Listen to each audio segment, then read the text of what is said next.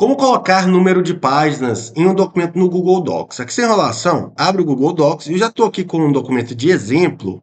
E aqui para a gente adicionar número de página é o seguinte. Aqui na barra do topo onde tem essas opções aqui, diferente do Word que fica em inserir, no Google Docs você vai em formatar, tá? Então toca em formatar e aqui vai ter a opção número de páginas. Toca em cima, ele vai abrir esse menuzinho perguntando a posição, se você quer adicionar no cabeçalho, que é a parte de cima, ou no rodapé, que é a parte de baixo.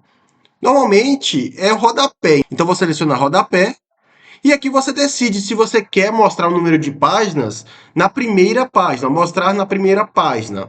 Por padrão está selecionado, mas se for um trabalho escolar, por exemplo, a primeira página a gente não quer numeração, então você pode desmarcar se você quiser, tá? Eu mesmo vou tocar em aplicar. E aqui já foi adicionado, ó, página 1, página 2, página 3. Você pode personalizar se você quiser, mas no geral foi feito o procedimento. Foi!